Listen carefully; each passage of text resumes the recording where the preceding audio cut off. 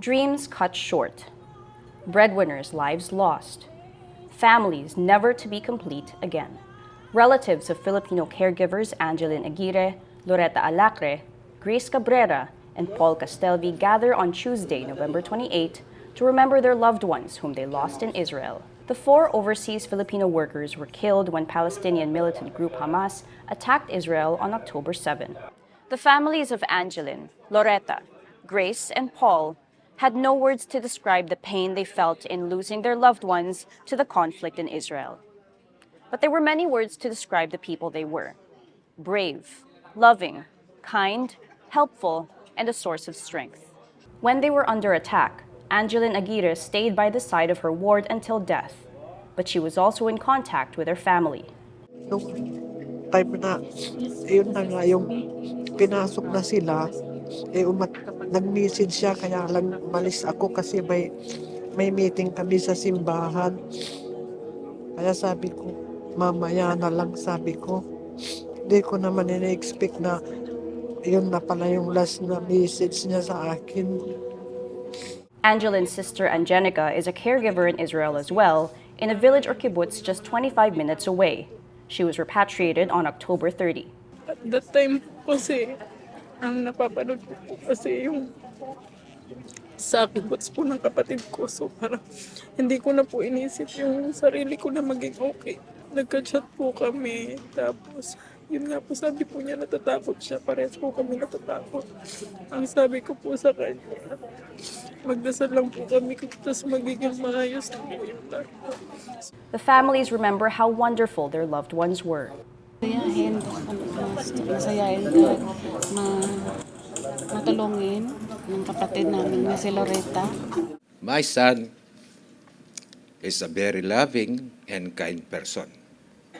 He is the only breadwinner in our family. All she wanted is to help her family. The main reason why she chose to work abroad. She is an amazing woman, thoughtful, loving, very wise. She was not just my child.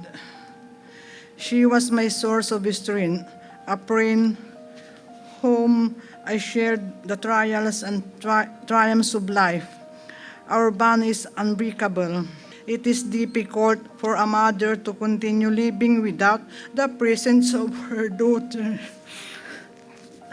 Despite the terror of October 7 and the grief of losing her sister, Angelica plans to return to her 89-year-old ward in Israel after the holidays. Despite protests from her mother, Angelica feels the need to return. In her past 8 years working for them, she found a family in them too.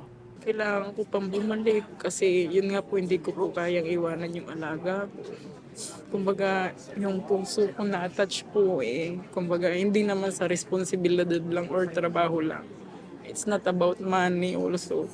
Kumbaga, yun nga po, yung puso ko gusto kong magtrabaho pa sa kanya. While new contracts are not being processed for Filipino caregivers, the Philippines and Israel won't stop those with existing contracts from returning.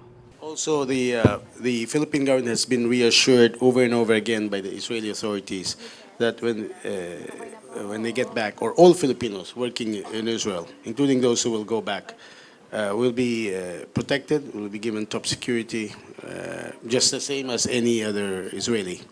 Since October 7, Israel has intensified its aggression against Palestine. On Friday, November 24, Israel and Hamas agreed to a 4-day truce. By Monday, November 27, a deal was reached to extend it by another 2 days. Filipinos are only some of those who are caught in the middle of the war between Israel and Hamas. Some make it out alive. Others come home in a box. Whether or not the ceasefire continues, the families of civilians killed by both sides will live with these tragedies forever. Michelle Abad, Rappler, Makati.